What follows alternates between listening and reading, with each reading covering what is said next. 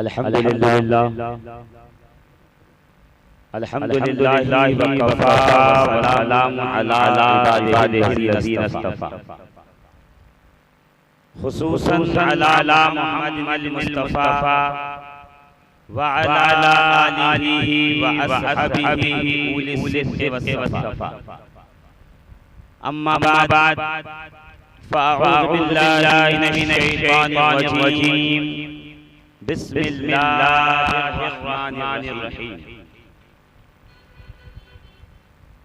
इन्नमा युरीदुल्लाहु लियुज़हिबा अन्कुम रिज्सा अहलल बैत व युतहिरकुम तत्हीरा। वक़ाल तबारक व तआला फ़ी मक़ामिल आख़र क़ुल इन्ना सलाती व नुसुकी व महयाया व ममाती लिल्लाहि रब्बिल आलमीन। आमनतु बिल्लाहि सदक़ल्लाहुल अज़ीम व सदक़ा रसूलुहुन नबियुल अमीनुल मकीनुल करीम व नहनु अला ज़ालिका मिनश शाहिदीन व शाकिरीन वल्हम्दुलिल्लाहि रब्बिल आलमीन। ऐ मज़हरे नूरदा बलगल अला कमालिही मौला अली मुश्किल कुशा कशफ़त दुजा बिजमाली। हसनैन जान फातिमा हसनत जमीअ खिसालिही यानी मुहम्मद मुस्तफ़ा सल्लल्लाहु अलैहि व आलिहि। ली खमसतुन फी बिहा अल हातिमा अल मुस्तफ़ा वल मुर्तज़ा वल फातिमा। मा बादु मिन नस्लिहि क़द जाअनी मिन क़िबलिहिम अल आबिदु वल बाक़िरु वस्सादिक़ु वल काज़िब सुम्मा रिदा सुम्मा तकी सुम्मा नकी सुम्मा अस्करी सुम्मा महदी हादियन हज़रत इमाम ख़ातिमा। इलाही बहक़े बनी फातिमा के बरक़ौले इमाम ख़ातिमा गर दअवतम रद्दुनी वल क़बूल मनो तस्दामाने आले रसूल। दरबार में हाजिर होने वाले सभी आशिक़ाने हुसैन काबिल मुबारकबाद हैं कि इस दौरे यज़ीद भी लब्बैक या हुसैन सदा पर आप हज़रात तशरीफ़ लाए। मैं सिर्फ गुजारिश करूंगा कि दरमियान में अगर एक भी जगह है तो उसको जल्दी से पूरी कर दें और थोड़ा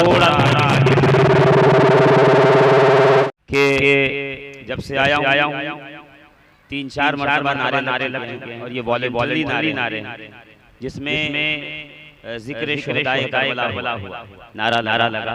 वरना आज तो हमारे यहाँ जश्न शुहदाए करबला का नारा बहुत और न जाने किस बात का जश्न होता है हमें तो नहीं मालूम कि लोग शहादत इमाम आली मकाम पे जश्न करते हैं।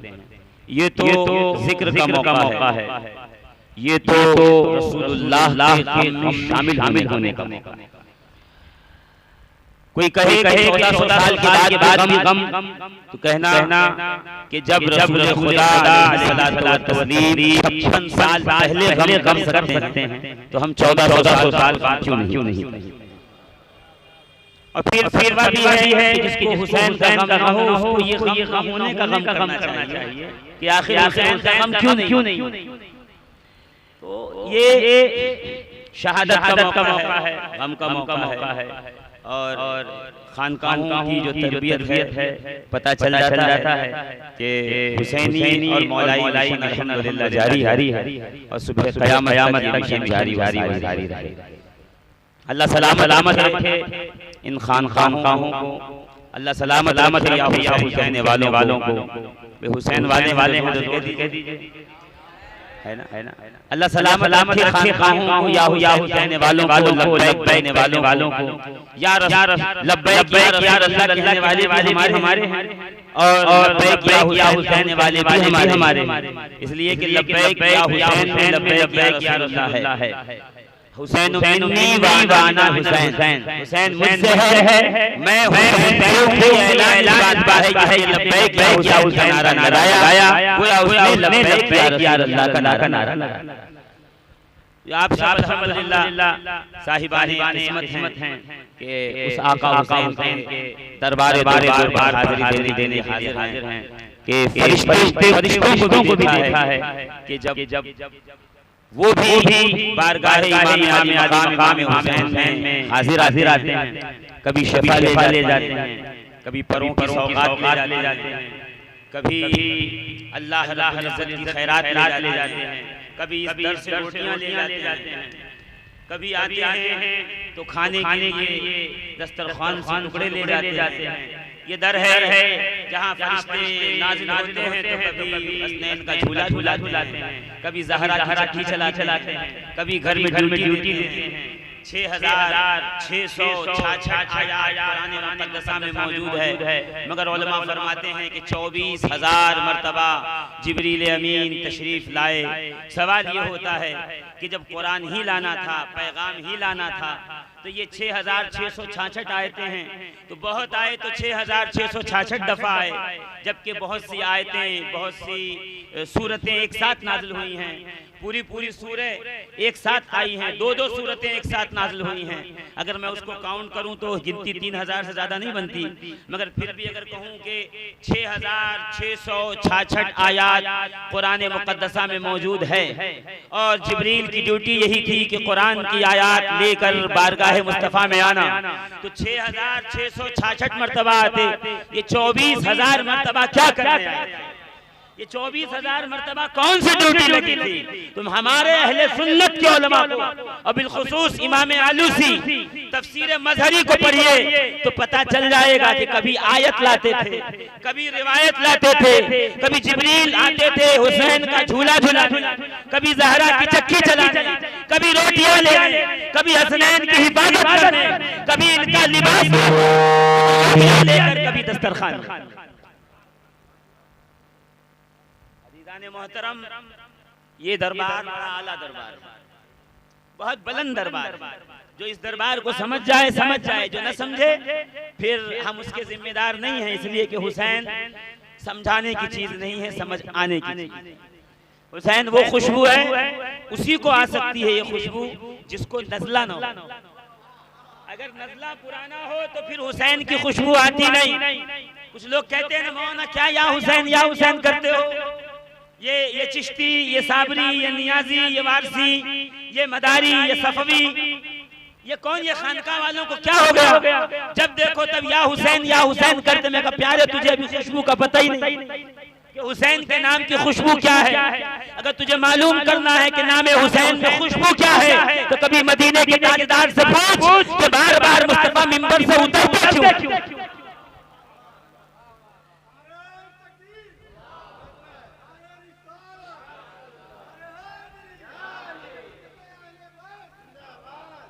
ये मदीने के ताजदार बार बार मिंबर से उतरते क्यों? ये मुस्तफा करीम बार बार हुसैन को सीने से लगाते क्यों? और यही नहीं है कि सिर्फ चूमते थे, काना यशम्महुमा, दोनों को सूंघते भी थे, और मौका मिले तो हुसैन की जबान मुस्तफा चूसते भी थे। इमाम हाकिम मुस्तदरक अलसहीहैन रिवायत बिल्कुल दुरुस्त एकदम सही है कि रसूल करीम गोद में लेकर कभी हुसैन को चूमते, कभी हुसैन को सूंघते, कभी हुसैन के जबान को और होंठ को चूसते। पूछने वाले ने पूछा कि या रसूल अल्लाह, चूमना तो समझ में आता है, हर बेटा हर बाप बेटे को चूमता है, हर नाना नवासे को चूमता है, हर दादा पोते को चूमता है, हर बड़ा छोटे को चूमता है, ये सूंघते क्यों है? ये लबे हुसैन को चूसते क्यों है? तो मुस्तफा मुस्कुरा के कहते हैं कि शब मेराज जन्नत में मुझे फल खिलाया गया था और जन्नत के बाग में घुमाया गया।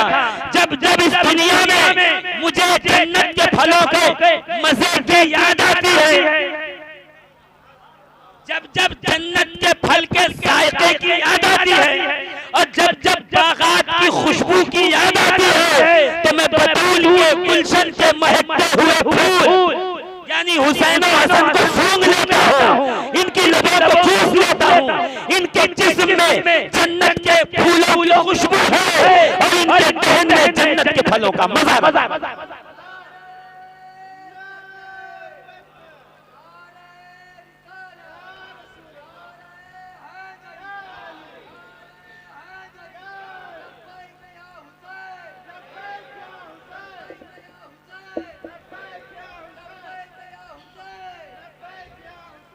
इसीलिए पीर नसीरुद्दीन नसीर ने फरमाया था कि गुलशने मुस्तबा की फबन और ये चमन और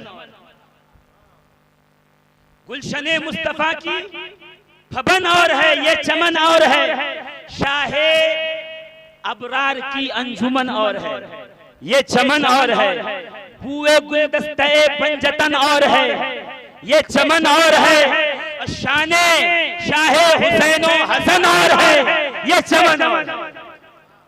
ये वो है जिसमें जन्नत की खुशबू रैहानत मिनद दुनिया, ये दोनों दुनिया के फूल हैं मगर ये जन्नत से भेजे गए हैं। क्यों?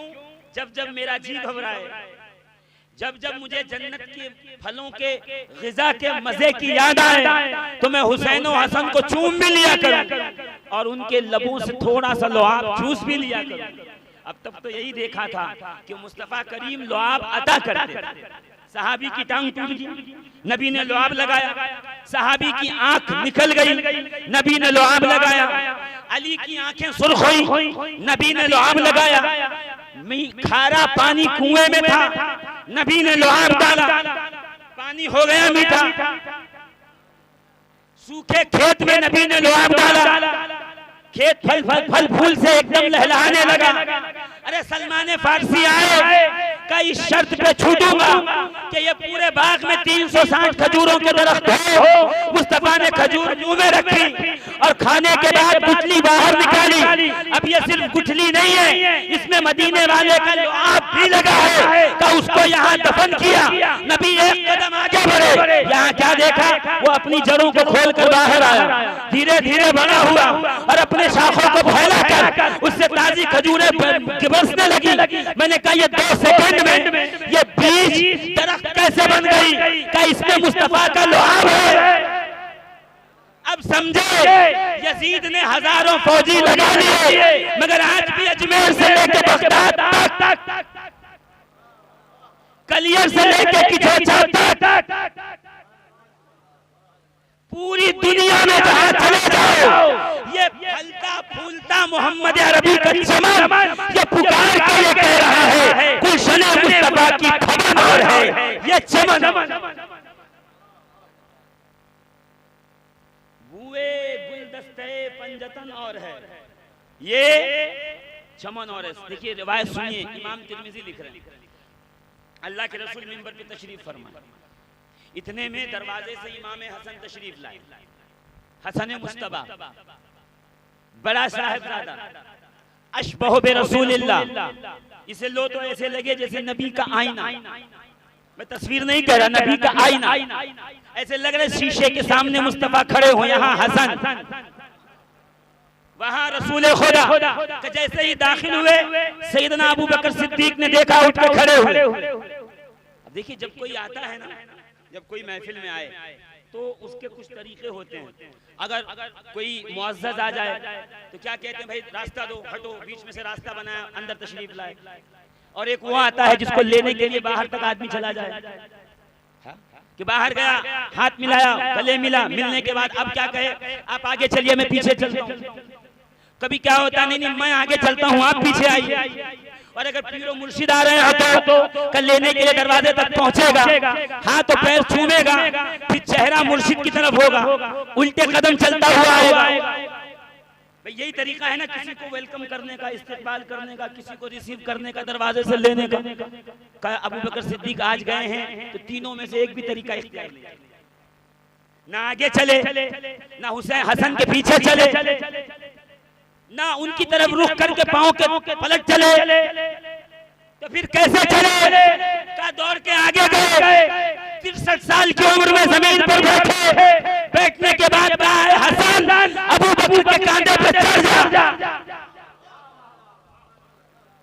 गुलशन मुस्तफा की फबन और है, ये बोलो ना, ये चमन और है। अभी तकरीर नहीं कर रहा हूं मैं, आयत पढ़ूंगा तो तकरीर होगी, उस पर तर्जुमा करूंगा। बस सिर्फ इमाम हसन और हुसैन कौन है देख लीजिए। आए दरवाजे पे मस्जिद नबवी के और आके जमीन पे तशरीफ फरमा हुए। ये रिवायत न मिले तिरमिजी में तो मुझे कहिएगा। बैठकर कांधा पेश करके कहा, ऐ रसूल के शहजादे, मेरे पुश्त पे सवार हो जा। कि जैसे ही बैठे दोनों हाथों को पकड़ा, अपने माथे से लिपटाया और पैर, जब बच्चा जब कांधे पे बैठे तो हाथ कहाँ होते हैं? बोल दो ना, कहाँ होते हैं? हाथ कहाँ होते हैं? सर पे और पैर। सिद्दीक़ अकबर वहां से चले, हाथ हसन के सर पे, पैर इमाम हसन के सिद्दीक़ अकबर के सीने पे, और वहां से मुस्कुराते हुए लौटे। जब अली के बगल से गुजरे तो गुजरते ही कहा, बेअबी अबू बकर को अपने बाप की कसम, हाज़ा बिशबीहिन नबी, ये बेटा, ये लड़का, ये शहजादा मुस्तफा की शबीह है। ऐ अली, हसन तुम्हारी तरह नहीं बल्कि ताजदार मदीना की तरह।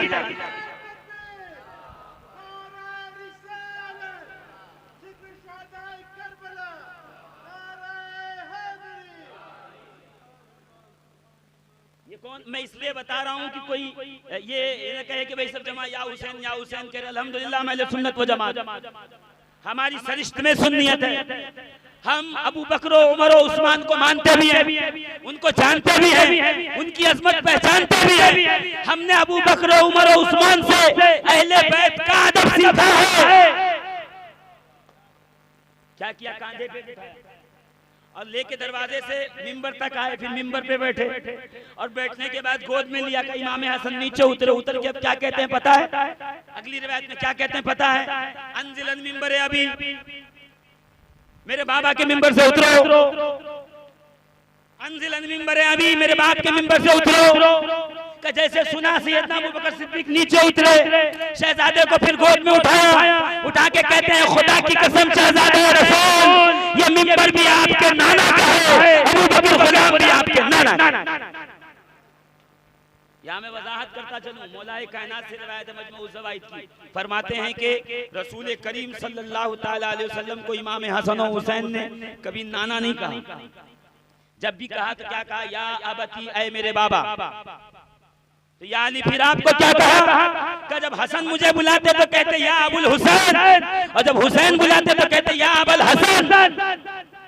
जब तक नबी हयात रहे, हसनैन करीमैन ने अगर किसी को बाबा कहा है तो वो सिर्फ रसूल को कहा है। तो कोई एतराज करेगा ये क्या बात हुई? नाना को बाप कह रहे हैं, कहा इसलिए कह रहे हैं कि अल्लाह ने कहा है। नहीं समझे? नहीं, ये खानदान वो है जो बगैर इशारे इलाही के कुछ कहता नहीं, कुछ बोलता नहीं। कहीं उन्होंने जब बाप कहा है तो क्यों कहा है? इसलिए कि कुरान ने कहा है, अबनाना व अबनाकुम निसाना व निसाकुम अनफुसना व अनफुसकुम सुम्मा नब्तहिल। जब वो आए थे नजरान के नसारा और आने के बाद कह रहे थे मुबाहला कर लो, अल्लाह के रसूल ने क्या फरमाया? जाओ एक काम करो, तुम अपने बेटों को लाओ, हम अपने बेटों को लाएं। एक जमात ये कहती है कि साहब उस वक्त रसूलुल्लाह का तो कोई बेटा था ही नहीं, जबकि हमारी तहकीक ये है कि बेटा था, नहीं था, इंतकाल हो चुका था हज़रत इब्राहीम इब्न रसूलुल्लाह का। मैंने कहा लीजिए, आपने मसला हल कर दिया।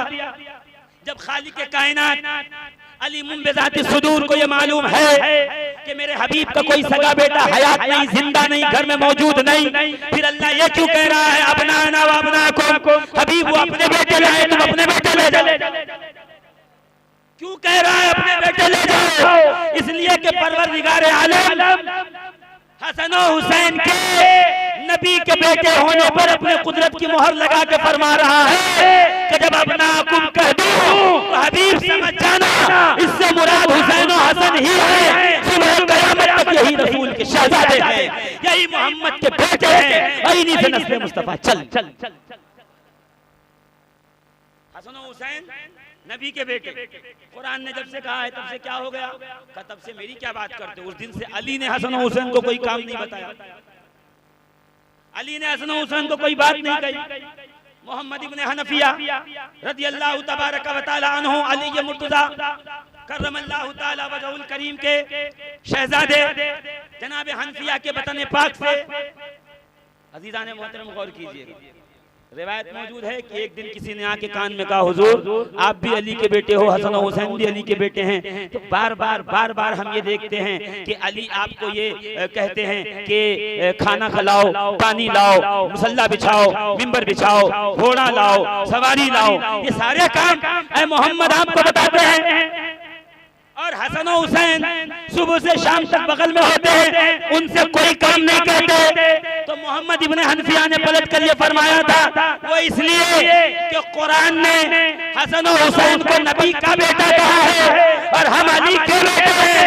कि जिस दिन से नबी का बेटा कहा गया है, अली ने हसन और हुसैन से कोई खिदमत नहीं ली है, कोई काम नहीं ली है, इसलिए कि अली का बेटा होना और है, मुस्तफा का बेटा होना और।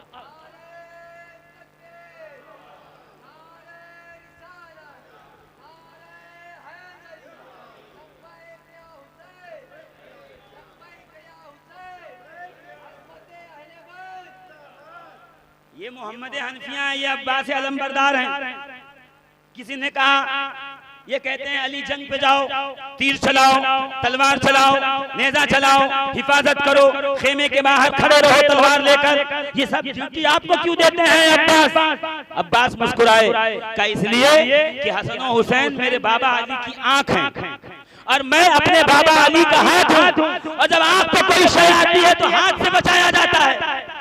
इसीलिए हसन और हुसैन को कभी बाहर नहीं भेजते, हमेशा उन्हें महफूज रखते हैं, मुझसे काम लेते रहते हैं, ताकि दुनिया को पता चले हसन और हुसैन मोहम्मद के बेटे हैं, मैं अली के मुर्तज़ा का। मोहतरम, शान वही है जो मोहल्ले का मौलवी न बनाए बल्कि अल्लाह बनाए। फजीलत वही है जो अल्लाह बताए, वो नहीं है जो मुझ जैसा मुल्ला बताए और तकरीर करके फजीलत और करामतें बयान करें। करामत कर लेना है, कुरान की आयत बन के कयामत तक साहिब फजीलत होना। और इन्नी तारिकुन फीकुम अस्सक़लैन किताबुल्लाही व इतरती अहलु बैती, मैं तुम्हारे दरमियान दो चीजें छोड़ रहा हूँ, एक कुरान और एक मेरा खानदान। जाओ देख लो, सुबह कयामत तक के लिए कुरान और खानदान नबी ने ऐसा एक दूसरे के साथ मिलाया, जहाँ कुरान उठाओगे वहाँ खानदान मिलेगा, जहाँ खानदान देखोगे वहाँ कुरान पाया। अली जहाँ मिलेंगे वहाँ कुरान होगा। अगर वो घोड़े पे सवार होंगे तो कुरान की तिलावत कर रहे होंगे, जनाबे ज़हरा वहाँ होंगी वहाँ कुरान होगा। अगर वो चक्की चला रही होंगी तो कुरान की तिलावत हो रही होगी। इमाम हसन अगर बाद ज़हर कुरानी बिस्तर पे तशरीफ फरमा होंगे तो कुरान पढ़ा जा रहा होगा, और हुसैन अगर नेज़े की नोक पे सवार होंगे तो कुरान पढ़ा जा रहा होगा। कुरान और अहले बैत जुदा नहीं हो।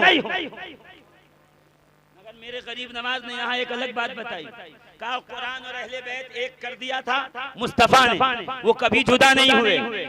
और मैदाने करबला में आका हुसैन ने खुद को कलमे से ऐसा मिलाया कि कयामत तक अब कलमा और हुसैन कभी जुदा नहीं हो सकते। हक्का के बिना ला इलाहा इल्लल्लाह। मदीने वाले ने कुरान और हुसैन को एक किया, हुसैन ने खुद को कलमे में ऐसा मिला दिया कि कयामत तक जब जब मुअज्जिन अल्लाहु अकबर कहेगा हुसैन की याद आएगी। कौन है जो कटे सर से कह रहा था, हम हसिबता अन्ना अस्हाबल कहफ व रकीब कानू मिन आयातिना अजबा। कुरान पढ़ रहा था हुसैन का सर, और आयत क्या थी? सूरह कहफ, असहाबे कहफ का वाकया। क्या तुम ये गुमान करते हो असहाबे कहफ का किस्सा वो कोई ताज्जुब खेज नहीं है? बिल्कुल वो ताज्जुब खेज है कि 309 साल तक एक खार में 6-7 लोग रहे, आराम करते रहे, न जिस्म गला न सड़ा, न हड्डियां अलग हुई, जिस्म सलामत रहा, कोई खराश ना आई, बुढ़ापा ना आया, नाखून न बढ़ा, बाल न बढ़े। 309 साल तक कहाँ एक खार में असहाबे कहफ रहे। और परवरदिगार आलम क्या हुआ कि हर 6 महीने में ड्यूटी थी आकर के उनके जिस्मों को पलट दो ताकि जिस्म को मिट्टी खराब न करे।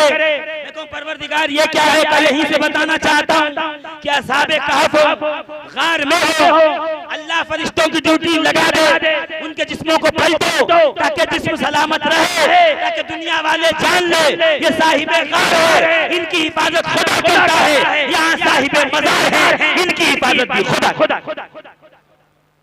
गार वालों की हिफाजत, मज़ार वालों की हिफाजत का सिस्टम एक ही है, सिस्टम बदला नहीं।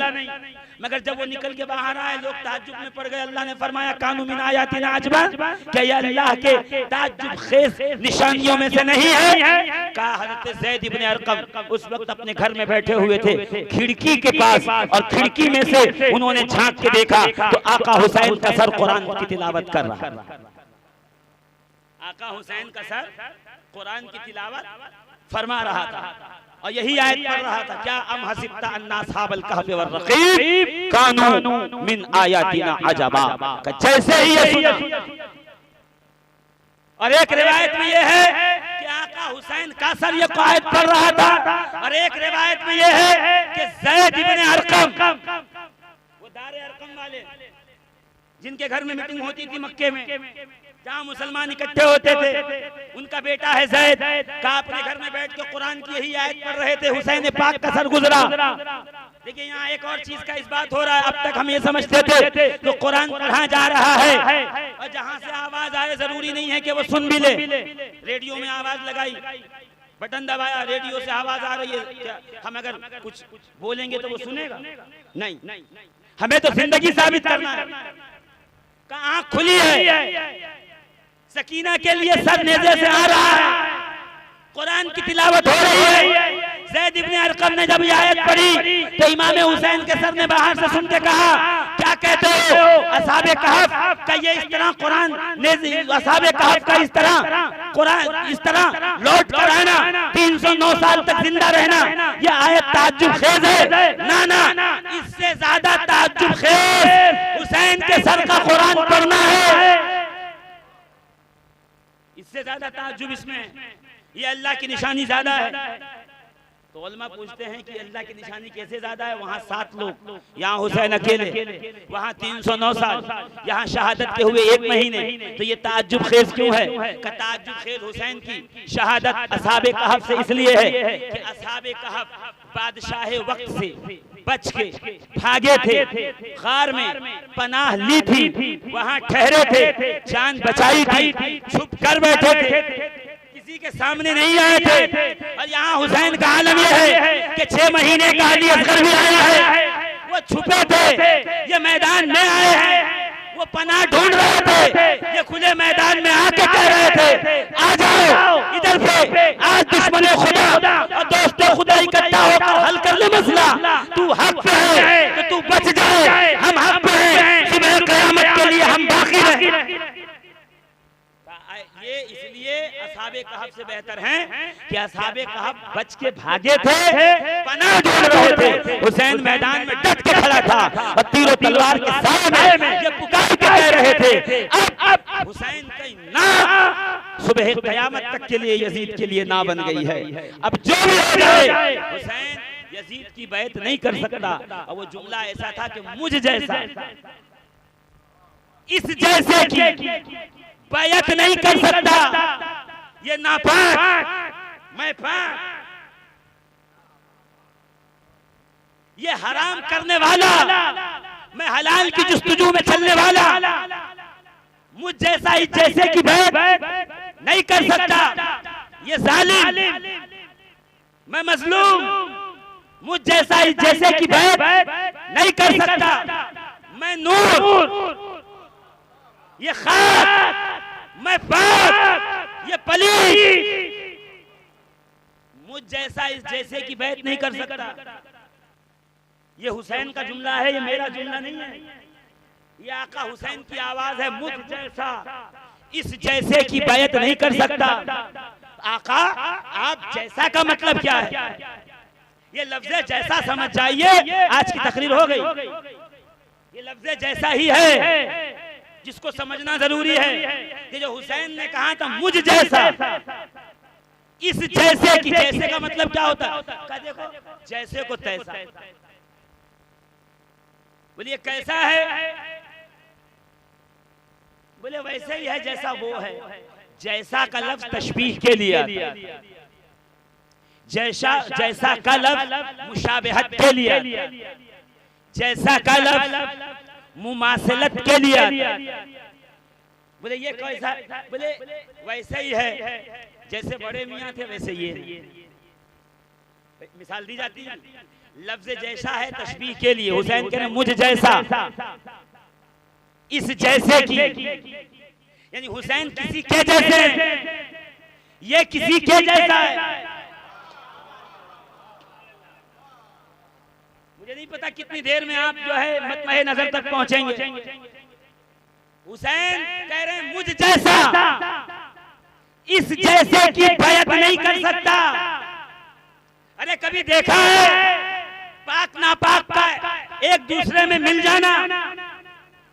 कभी देखा है पाक और पलीत का शीरो शकर हो जाना? कभी देखा है खुशबू और बदबू का एक साथ आना? तो मुझ जैसा, किसके जैसा? हम शबीह रसूल, शक्ल में मुस्तफा जैसे, बेखल्कन व खुल्कन व मंतिकन, कि हुसैन खल्क में, बनावट खल्क में, गढ़नी, कद्दो खामत, खद्दो खाल, रंगो रंगत मुझ जैसा। मेरे जैसे में मुस्तफा है। इधर देखो मुझ जैसा, उस जैसे की बैत नहीं कर सकता। कि ये जैसे का क्या मतलब? का जैसे का मतलब ये है कि मेरे बाबा ने हाथ में लेके कहा था ये मुस्तफा जैसा है। नबी नहीं है माज़अल्लाह, नबूवत खत्म हो गई। हाँ बस ये है कि पूरा मदीना परेशान था कि ये कैसा बशर है, जो धूप में निकले तो साया नहीं, जो छांव में निकले तो साया नहीं, जो आफताब की रोशनी में निकले तो साया नहीं, जो चराग के सामने खड़ा हो जाए तो साया नहीं। नबी का साया था क्या? बोलिए। नबी वो वाहिद एक जिस्म जिस्मानियत है जो बगैर साए के मदीने में घूम रहे हैं। और एक एक सहाबी परेशान, अबू बकर परेशान, उमर परेशान, तलहा परेशान, ज़ैद परेशान, सलमान परेशान, अबू ज़र परेशान। ये क्या है? ये कैसा बशर जिसका साया ही नहीं है? अगर ये मटीरियल है तो साया होना चाहिए। इसलिए कि इंसान बना है आग, मिट्टी, हवा, पानी, चार अनासिर से। तो इसका साया क्यों नहीं? और अगर साया नहीं है इसका मतलब यह है कि देयर इज समथिंग डिफॉल्ट, कुछ कमी है। और कुरान कह रहा है मेरा हबीब मुकम्मल बशर है। कुल इन्नमा अना बशरुन, ये मुकम्मल बशर है। और वहाँ कुरान कह रहा है कद जाअकुम मिनल्लाहि नूर, ये मुकम्मल नूर है। तो परवरदिगार ये नूर और बशर एक साथ जमा कैसे होगा? Is this possible? तो मुस्कुरा के मेरे आका कहेंगे इधर आ, ओहद में चोट लगेगी, खून का कतरा गिरेगा, समझ जाना मुकम्मल बशर है। शब मेरा सीना चाक होगा, एक कतरा खून न निकलेगा, समझ जाना मुकम्मल नूर है। नूर बशर के मुकम्मल इम्तिजाज को मोहम्मद अरबी का नाम दिया जाता है।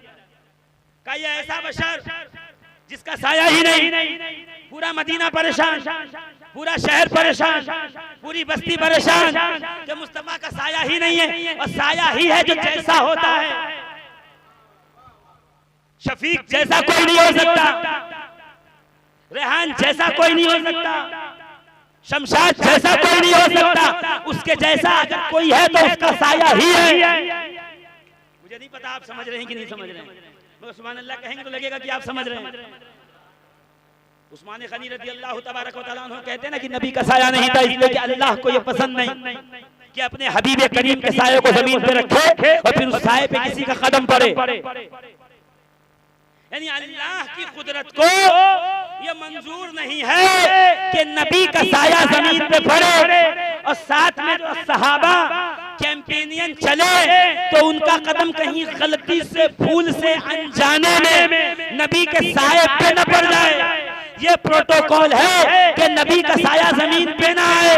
मैं कहूँ सैयदना उस्मान गनी आपके फिक्र को सलाम हो कि आपने ये फिक्र दे दी कि साया जमीन को इसलिए न पड़ने दिया कहीं किसी के कदम न पड़ जाएं, मगर मैंने एक दिन देखा कि अली कंधे पे मुस्तफा के, हसन कंधे पे मुस्तफा के, हुसैन कंधे पे मुस्तफा के। तो ये कंधे पे कैसे आए जबकि साए को बचाया जा रहा है? आवाज आएगी यही जैसे हैं।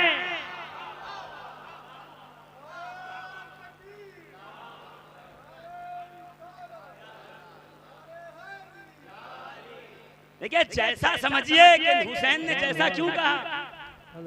एक फसीहो बलीग के बेटे ने जैसा कहा है, मैंने नहीं कहा।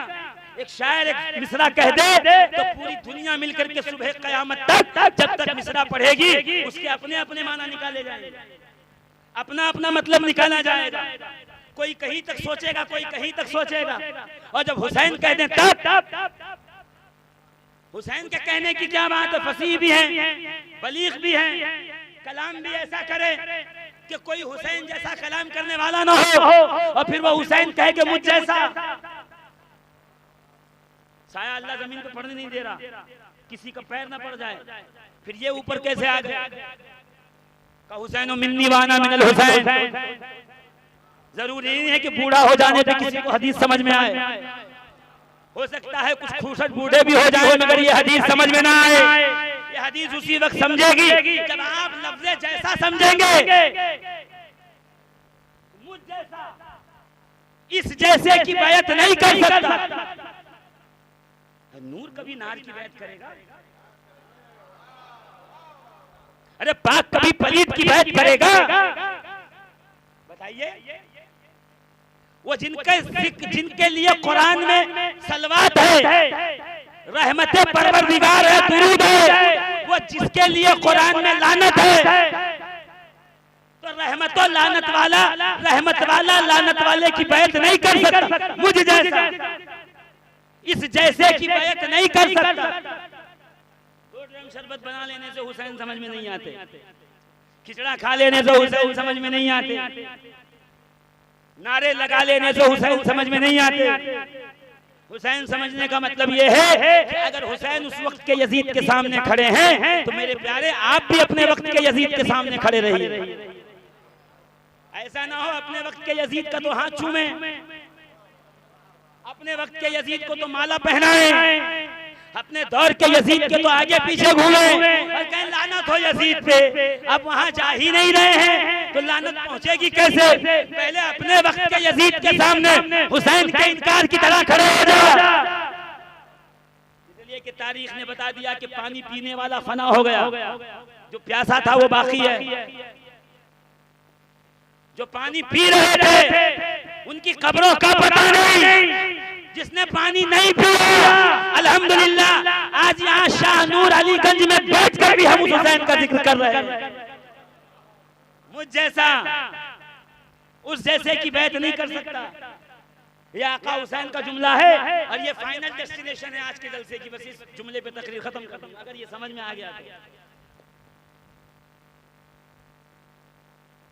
ये नबी करीम की जात अक़दस साया जमीन पे नहीं पड़ रहा, पूरा मदीना हैरान, सब अंगुष्ठ बदंदा कि आखिर ये जिस्म कैसा है जिसका साया, अगर ये मटेरियल है तो इसका साया होगा। कोई फिजिक्स का स्टूडेंट बैठा हुआ है तो आकर के बाद में बात कर ले, हम इसकी थ्योरी पे बात करेंगे कि मटेरियल का साया होता है तो ये कैसा बशर है जिसका साया नहीं। लोग परेशान भी थे, मखमसे में भी थे, तजब्जुब में भी थे कि एक दिन हुजरा फातिमा ज़हरा खुला और रसूलुल्लाह दाएं तरफ इमाम हसन को बिठा के बाएं तरफ इमाम हुसैन को बिठा के मदीने की गलियों में चले। या रसूलुल्लाह आज शहजादों को कंधे पे बिठा के मदीने के चक्कर क्यों लगाए जा रहे हैं? नबी मुस्कुरा के कह रहे हैं जिनने मेरा साया न देखा था वो परेशान थे, आज मैं अपना साया दिखाने लाया हूँ। बस फर्क ये है दुनिया जहान वालों के साए जमीन पर पड़ते हैं, मेरा साया आसमान की तरफ उठता है। यही वजह है बादे इनक़िताए सर मुबारक के हुसैन नेज़े पे सवार हुआ ताकि दुनिया जान जाए कि साया आज भी बुलंद है। ये आका हुसैन की जात है। हुसैन समझना इतना आसान नहीं है जितना हम लोगों ने समझ रखा है। मैं कहूँ काली कमली लाऊं सरकार की, है कोई जो उसकी फजीलत बयान कर ले? मैं कहूँ सरकार की नालैन लाऊं, है कोई जो उसकी फजीलत बयान कर ले? मैं कहूँ हुसैन के जुब्बे का टुकड़ा लाऊं, है कोई जो उसकी कमा हक फजीलत बयान कर ले? मैं कहूँ लाओ लाओ हुसैन आका की चादर लाओ, है कोई जो उसकी कमा हक फजीलत बयान कर ले? का मौलाना रसूलुल्लाह के नालैन के तस्मे के टूटे हुए धागे की फजीलत पूरी दुनिया बयान नहीं कर सकती। एक तरफ वो धागा रख दो और एक तरफ पूरी कायनात नबी के नालैन के धागे का टुकड़ा पूरी कायनात से अफजल वाला है। मैंने कहा बस यही तो बात समझने की है, तो कदमों में है उसकी फजीलतों का ये आलम जो नमाज में पुष्ट पे बैठा हुआ है। उस हुसैन की फजीलत का क्या हाल है? गुलशन मुस्तफा की फबन और है ये, जोर से कहिए ये चमन भूए गुलदस्ते पंजतन और है, ये चमन और है। ये इमाम हुसैन हैं, इनके एक भाई हैं इमाम हसन, और इससे में रसूलुल्लाह के सामने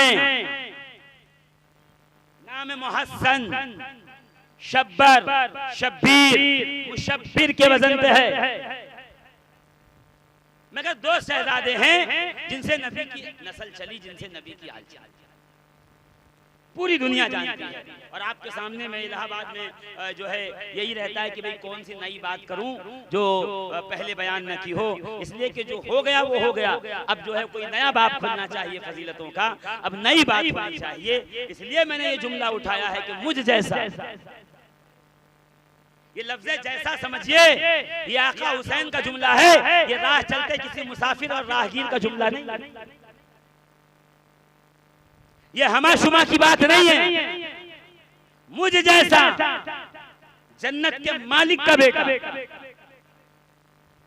कासिम जन्नत का शहजादा, फातिमा ज़हरा के बेटे के जैसा, जिसके घर में आयते तहारत उतरी, जिसके घर में आयते मवद्दत उतरी, जिनके घर में आयते सलवात उतरी, जिनके घर में आयते मुबाहला उतरी, मुझ जैसा।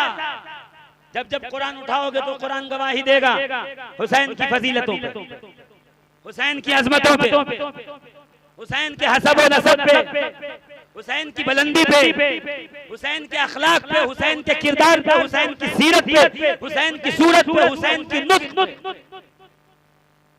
जिसके फजीलत की गवाही कुरान दे, उस जैसा कोई हो सकता है?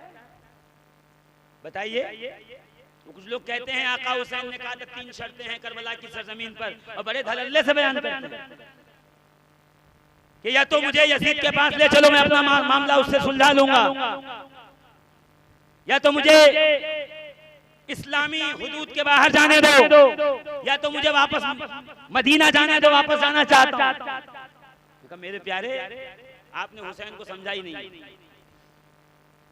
आपने हुसैन को बचपन से फॉलो ही नहीं किया।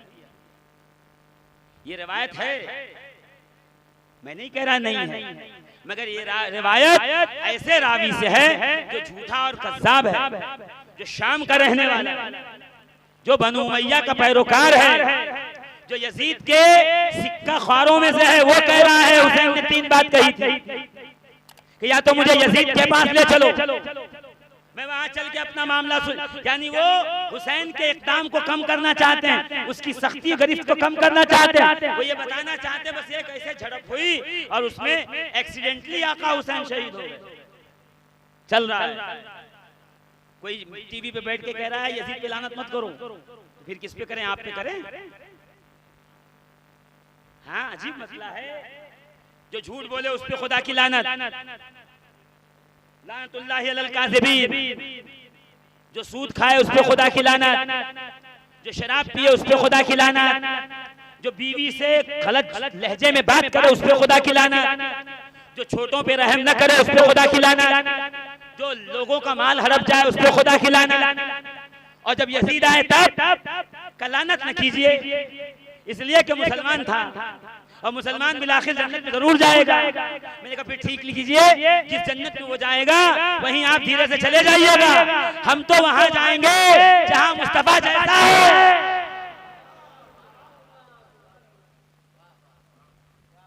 हम वो जन्नत में जाएंगे जिसके सरदार हसन और हुसैन है। आप उस जन्नत में चले जाइएगा जिसमें यजीद रहेगा। वो जन्नत हमें नहीं चाहिए। अब बताइए 1400 साल के बाद कोशिश ये है कि यजीद को कैसे न कैसे बचा लिया। यजीद की वकालत हो रही टीवी चैनलों पे बैठकर, हमारे सामने किल्पे आती, क्या है रे भाई बहुत बड़े आदमी हैं और अमामा बड़ा ऊंचा बांधते हैं। अब इन्होंने कह दिया है तो अब मानना ही पड़ेगा कि यजीद को थोड़ा डाउट ऑफ बेनिफिट मिलना चाहिए। मैं कहा बिल्कुल नहीं मिल सकता यजीद को बेनिफिट। यजीद को कौन बेनिफिट देगा? यजीद को उसके बेटे ने बेनिफिट नहीं दिया।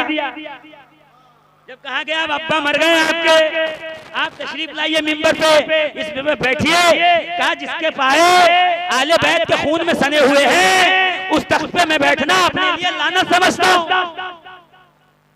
तो यजीद तो जिस तख्त पे बैठा था वो लानत पे था, तो बैठने वाले को लोग जो है बाईपास देना चाहते हैं। देखिए बड़ा मुश्किल दौर है ये। थोड़ा तकरीर में वाह वाह नहीं मिल रही है, आपको अलग बात है, और आप सोच रहे होंगे यार ये आज कितनी खुश्क बात क्यों हो रही है, मगर इसको समझिए, वरना ऐसा ना हो आप बाहर नारे लगाते ले जाएं, रह जाएं और अंदर से कोई ईमान खींच के निकल जाए। हाँ हाँ, चोरी करने वाले पे अल्लाह की लानत। उठाइए, जो फजर की नमाज में जाए उस पे अल्लाह की लानत, जो बेवाओं का हक खा जाए उस पे अल्लाह की लानत, और जो सगी फूफियों को निकाह के रिश्ते भेजता रहे उसके लिए जन्नत। उस जैसा, आप जुमले की गहराई को समझिए, मुझ जैसा उस जैसे की, किस जैसे की? जो दो सगी बहनों को एक साथ निकाह में रख रहा है उस जैसे की, जो सुबह शाम शराब के नशे में धुत है उस जैसे की, वो जिसने अपने फूफियों को निकाह के रिश्ते भेजे उस जैसे की, वो जिसने अपनी भरी जवानी में उम्मुल मोमिनीन को रसूलुल्लाह की सौजा को निकाह का रिश्ता भेज दिया उस जैसे की। बैत मुझ जैसा नहीं कर।